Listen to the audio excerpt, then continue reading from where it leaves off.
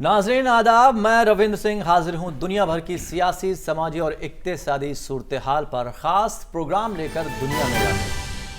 हमारी इस खास पेशकश में आज बात प्रेसिडेंट रामनाथ कोविंद के हालिया वेस्ट अफ्रीका दौरे की। सदर जमहूरिया हाल ही में वेस्ट अफ्रीकन कंट्रीज के 7 रोज़ा दौरे पर थे।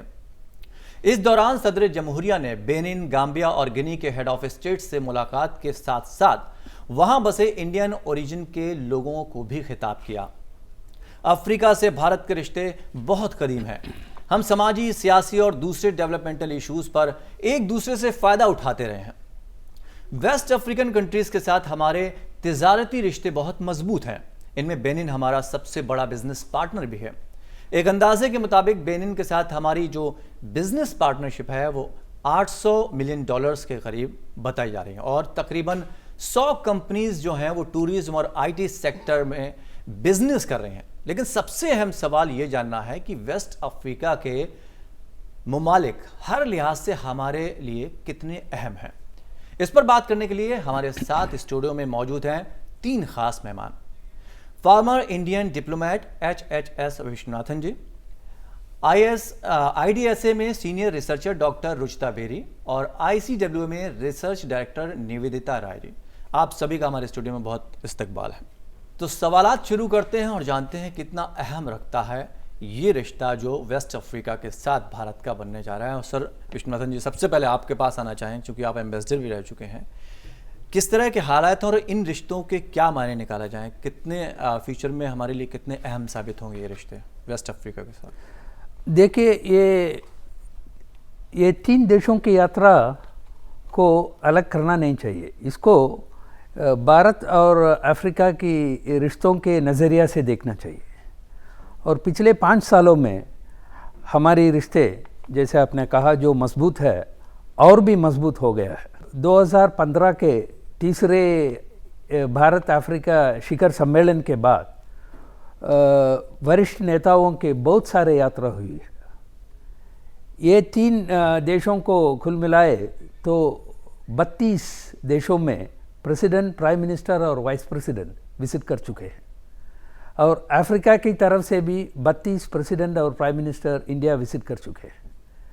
इसीलिए भारत की रिश्ते अफ्रीका से मजबूती से बढ़ रहा है। और ये 3 देशों हमारे लिए बहुत खास है क्योंकि बेनिन, गाम्बिया और गिनी में अब तक कोई भी इंडियन प्रेसिडेंट यात्रा नहीं की है।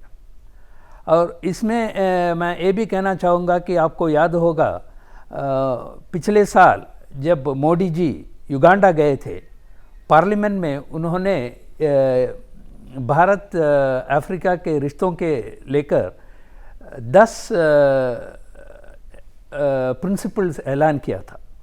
उनमें से सबसे अहम प्रिंसिपल ये है कि भारत की विदेश नीति में अफ्रीका की जगह अहम है और बहुत ऊपर है। इसी को लेकर हम अफ्रीका से साथ काम करेंगे। बाकी देशों के साथ भी रिश्ते हैं। साउथ अफ्रीका के साथ अगर हम इसे जोड़ के देखें कि साउथ अफ्रीका से हमारे बेहतर रिश्ते रहे हैं, लेकिन अगर हम वेस्ट अफ्रीका को लेकर देखें तो क्या लगता है जिस तरह की बात सर ने कही है वो हम फ्यूचर में भी देखें कि बहुत मजबूत रिश्ते होंगे, उससे भारत को कुछ फ़ायदा होने वाला? पहले तो मैं ये कहूँगी, जैसे आपने कहा कि वेस्ट अफ्रीका ही क्यों गए हैं वहाँ पे, तो ये बात सही है कि हाल दिनों में जो है हमारे देश की जो पॉलिसी है अफ्रीकी देशों की तरफ, वो हम उसको सबसे ज़्यादा प्रायोरिटी दे रहे हैं कि हम जो है अफ्रीकी देशों की तरफ ज़्यादा अपनी फॉरेन पॉलिसी का नज़रिया रख रहे हैं। और दूसरा, जो प्रेसिडेंट है वो आप जान रहे हैं कि इलेक्शन के बाद उनकी जो पहली विज़िट है वो अफ्रीका पे है और वो भी वेस्ट अफ्रीका। तो ये भी इसकी इम्पोर्टेंस दर्शाती है कि हमारे देश की जो नीति है, जो फॉरेन पॉलिसी है, उसमें वेस्ट अफ्रीका की कितनी इम्पोर्टेंस है। ये दूसरी बात। तीसरी बात ये कि आपने पूछा कि साउथ अफ्रीका या सदर्न अफ्रीकन कंट्रीज से हमारी काफ़ी ताल्लुकात रहे हैं तो उनके मुकाबले वेस्ट अफ्रीका, ऐसी बात नहीं है, वेस्ट अफ्रीका से भी हैं, लेकिन हाँ थोड़े कम रहे। तो यही विचार सोच कर जो है हमारी गवर्नमेंट ने ये सोचा कि हम उन देशों से जिनसे कि हमारे आज तक ताल्लुकात थोड़े कम रहे हैं उनसे भी हम अपनी ताल्लुकात बढ़ाएं, क्योंकि हमारा जो पॉलिसी बन रही है अफ्रीका की तरफ, कोशिश ये कर रहे हैं कि सारे अफ्रीकी देशों से हमारी ताल्लुकात बढ़ें। और वेस्ट अफ्रीका बहुत इम्पॉर्टेंट है डेवलपमेंट कोऑपरेशन के लिए, उनसे जो हमारा पुराना रिश्ता है पॉलिटिकल रिलेशन वो बढ़ाने के लिए, और तीसरा कि भारतीय मूल के जो लोग वहाँ पे रहते हैं उस वजह से भी इम्पोर्टेंट है। चौथा काफ़ी सारे नेचुरल रिसोर्सेज इस रीजन में पाए जाते हैं, इन देशों में भी पाए जाते हैं, जिस वजह से कि हम चाहते हैं कि इनसे अपने ताल्लुकात बढ़ाएं। आप क्या कहना चाहेंगे न्यूता जी? मैं ये कह रही हूँ कि कहना चाहूँगी कि अक्सर हिस्टोरिकली देखा गया है कि आप भारत का जो संबंध ईस्टर्न और सदर्न अफ्रीका रीजन के साथ, कंट्रीज़ के साथ ज़्यादा मजबूत रहा है। एक कि वो भारत के पास है, जोग्राफिकल लोकेशन के हिसाब से पास रही है, और ये सब इंग्लिश स्पीकिंग कंट्रीज़ हैं और भारत मूल के लोग बहुत वहाँ पे ज़्यादा बसे हैं।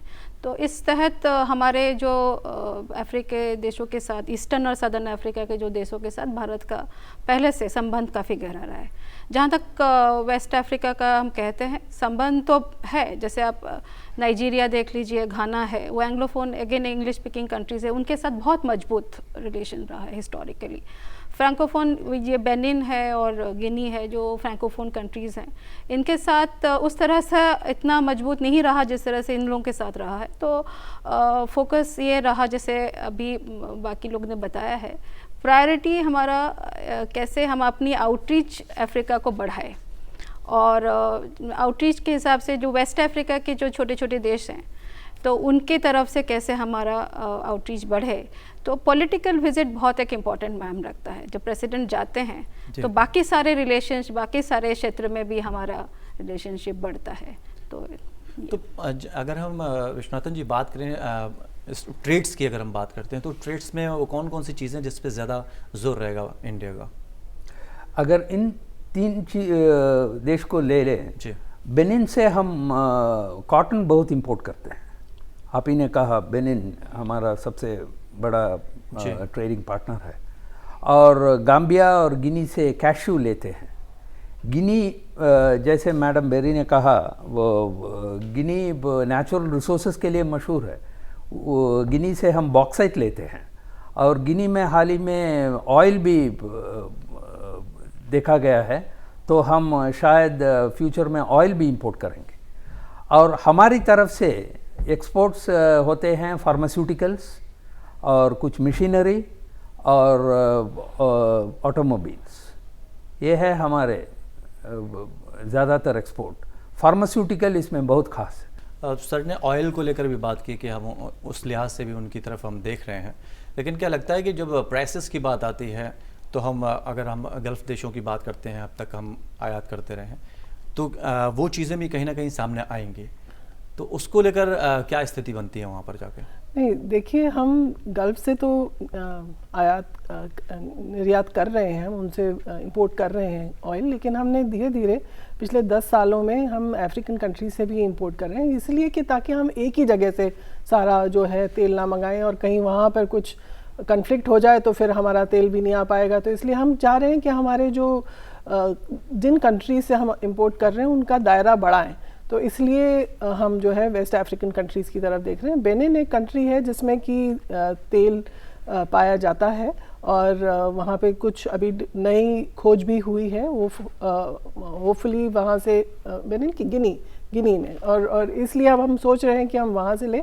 और दूसरा एनर्जी की बात करते हैं तो सिर्फ हाइड्रोकार्बन्स नहीं, सिर्फ ऑयल नहीं, हम सोलर एनर्जी का भी कोऑपरेशन कर रहे हैं। सोलर एनर्जी में जो इंटरनेशनल सोलर अलायंस है उसके भारत का फोकस है, और उसमें अफ्रीकन कंट्रीज़ जो हैं, पूरी अफ्रीका से जो है काफ़ी सारी कंट्रीज़ जो हैं वो हमारे साथ इसमें जुड़ गई हैं, और इसमें से ये जो 3 कंट्रीज़ की जो यात्रा कर रहे हैं प्रेसिडेंट, उनसे भी है, और कोशिश यही करी जाएगी कि उनके साथ कोऑपरेट करें, वो हमारे साथ जुड़ें, क्योंकि ये देश ऐसे देश हैं जहाँ पे कि सूरज मिलता है। और दूसरी बात, सोलर एनर्जी की जो स्टोरेज की फैसिलिटी है उसको बनाने के लिए कुछ मिनरल की ज़रूरत पड़ती है, तो वो जो है वो गिनी उनमें जो है मिलते हैं, जैसे बॉक्साइट है वो यूज़ होता है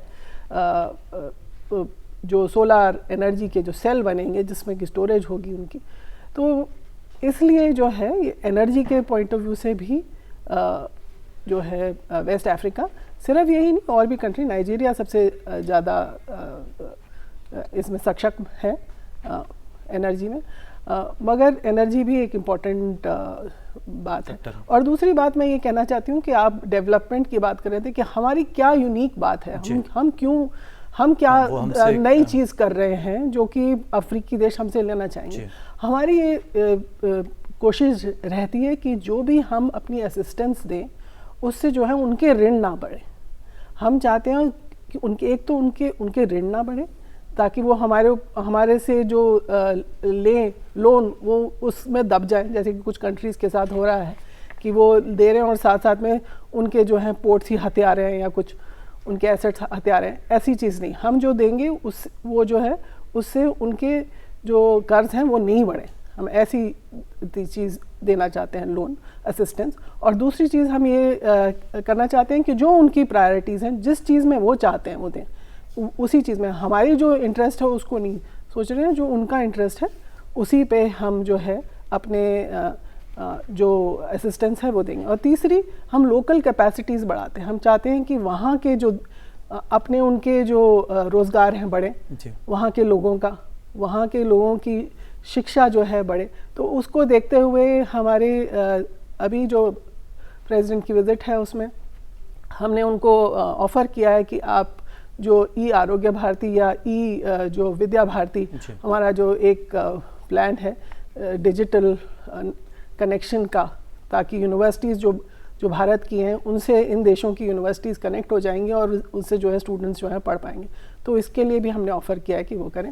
सर, जो हमारे रिश्ते, जो हमारे रिलेशंस वेस्ट अफ्रीका के साथ बढ़ा, उसको अगर हम प्रेजेंट सिनेरियो में उसको देखें तो इंटरनेशनल सिनेरियो में हम किस तरह से देखेंगे इसको?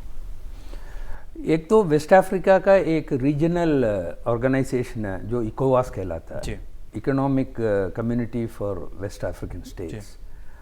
वो लगभग 16 देश उसमें है। अगर हम उन 16 देशों से संबंध बढ़ाए तो आप देखिए मार्केट कितना बड़ा होगा। और दूसरी चीज़ है कि सिर्फ हम एक्सपोर्ट में इंटरेस्टेड नहीं है। अगर हम हमारे प्राइवेट कंपनीज उधर इन्वेस्ट करें, फिर ये कंपनीज तो लोकल हो जाएगा और पूरे इकोवास का मार्केट का फ़ायदा उठा सकते हैं। तो यही कोशिश हो रही है।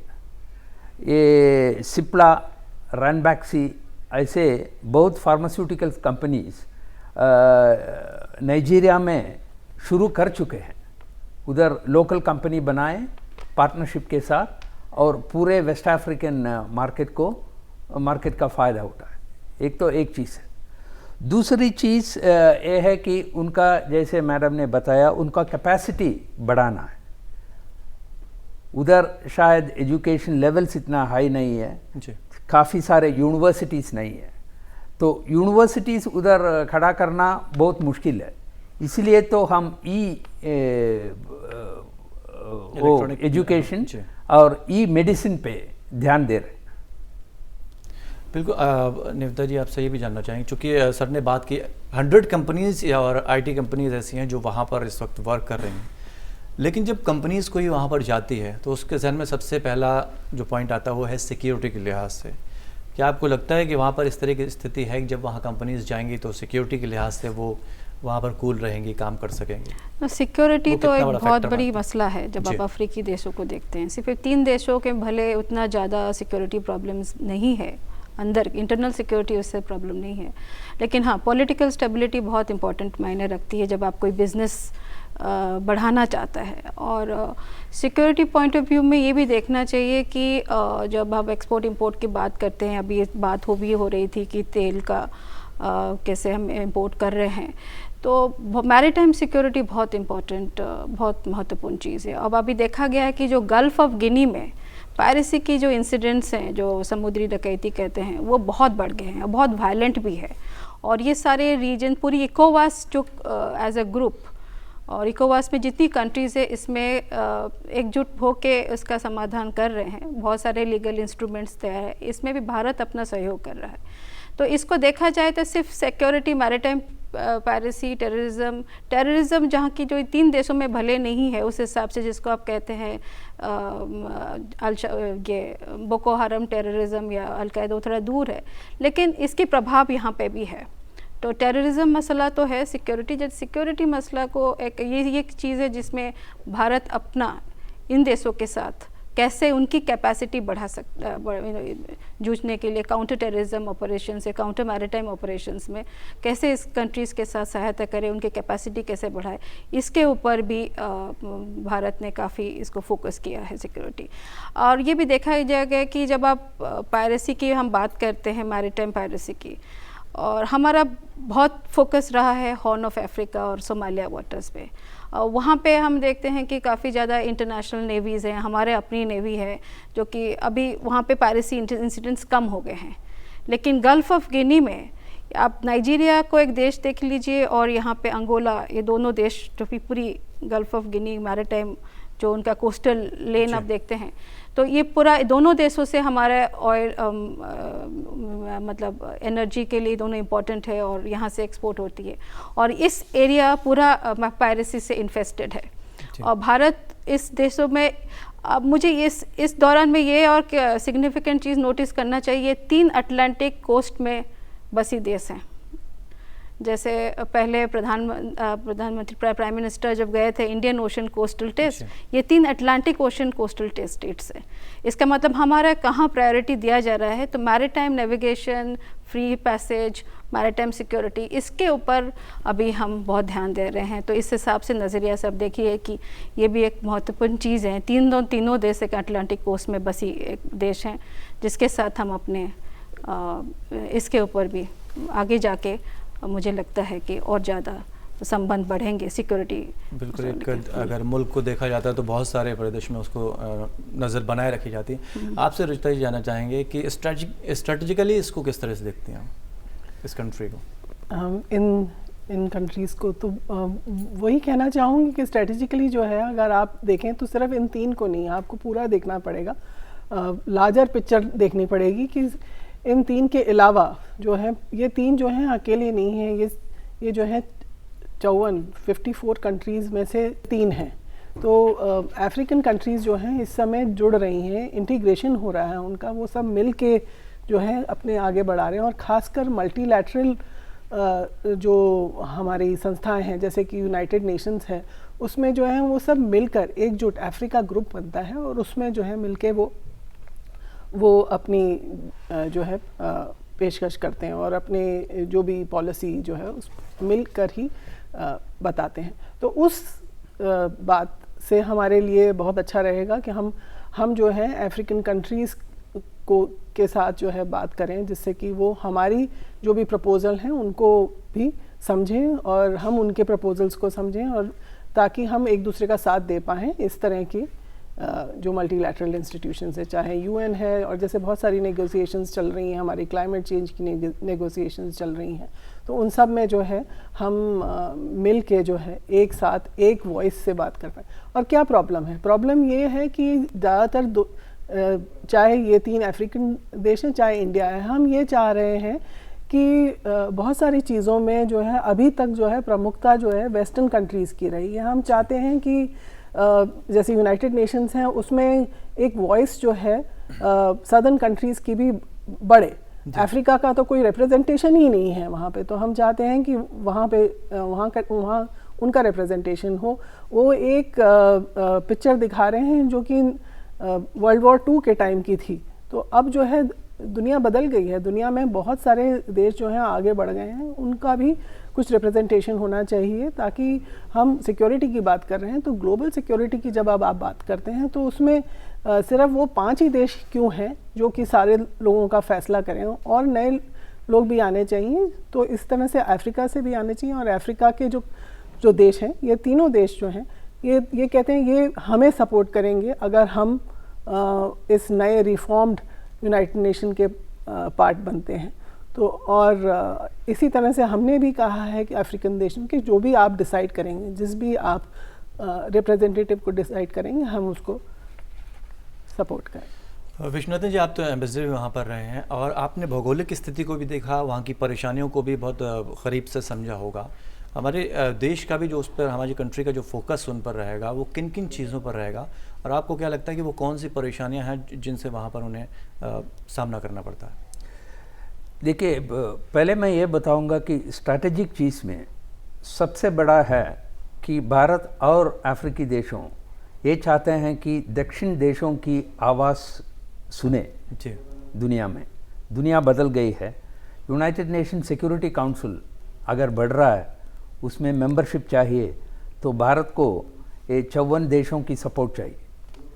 और बाकी इंटरनेशनल ऑर्गेनाइजेशंस को ही लीजिए, जो WTO हो या सस्टेनेबल डेवलपमेंट गोल्स हो, इन सब मुद्दों में भारत और अफ्रीकी देशों की राय एक है, बहुत सारे फ़र्क नहीं है, हम एक ही तरफ है।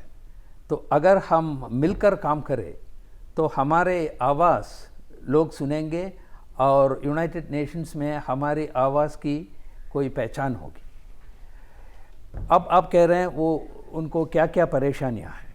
सबसे बड़ी परेशानी तो उनका डेवलपमेंट इश्यूज़ है, खास करके ये सस्टेनेबल डेवलपमेंट गोल्स जो 17 है, जो 2030 तक हमको वो करके दिखाना है, उनमें भारत और अफ्रीकी देशों मिलकर काम कर सकते हैं।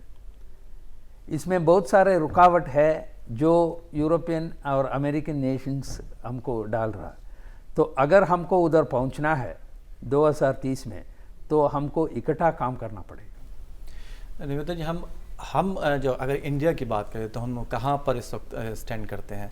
अफ्रीका देश के लिए तो इंडिया बहुत बड़ा एक बहुत इम्पोर्टेंट कंट्री है देखा जाए तो, क्योंकि सिर्फ अभी की बात नहीं, हिस्टोरिकली हमेशा इंडिया का सपोर्ट रहा है। तो इंडिया भारत हमेशा इनको सपोर्ट किया, तो अफ्रीका का इसलिए एक्सपेक्टेशंस बहुत ज़्यादा है इंडिया की तरफ। और कैपेसिटी बिल्डिंग, डेवलपमेंटल इश्यूज़ में आते हैं तो वो क्या कहा जाता है कि इंडिया का USP कैपेसिटी बिल्डिंग है।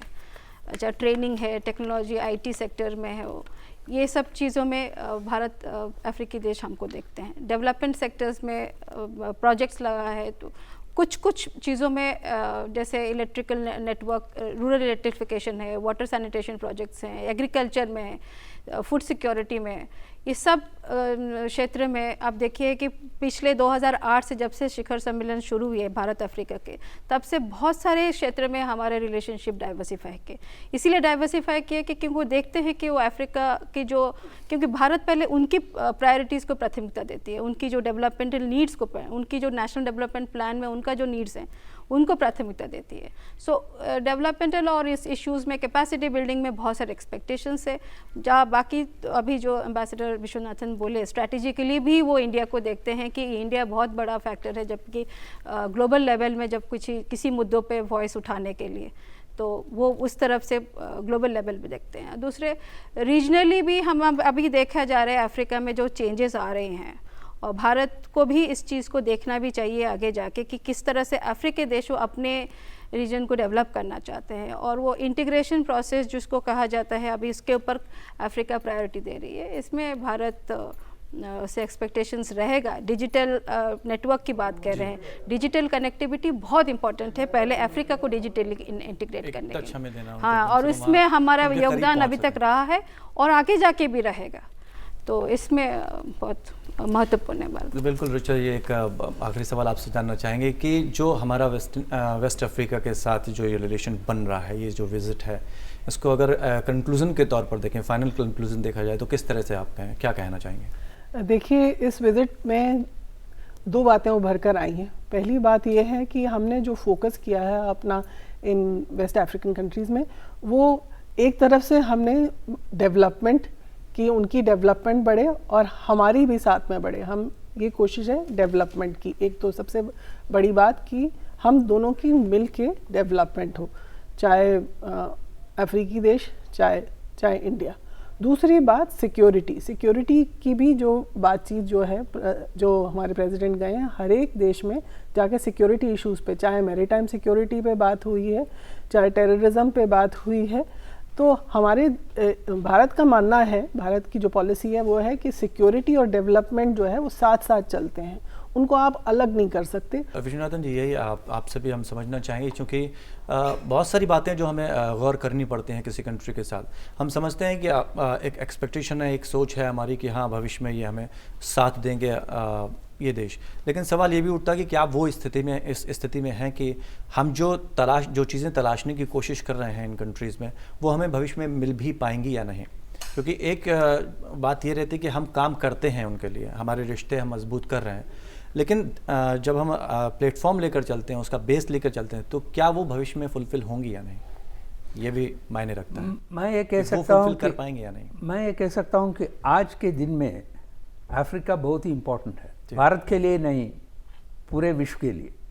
सब देश, अमेरिका हो या चीन हो या यूरोप हो, सब अफ्रीका से रिश्ता बढ़ाना चाहते हैं, और हम ऐसे एक स्थिति में है कि हमारे रिश्ता मजबूत है, ऐतिहासिक है, तो हम अगर बढ़ाएं तो जो कहते हैं कि ये शताब्दी अफ्रो एशियन होगी, ये हो सकता है, ये पॉसिबिलिटी है। पॉलिटिकल पॉइंट ऑफ व्यू से अगर इसे हम देखें तो किस तरह से देखेंगे?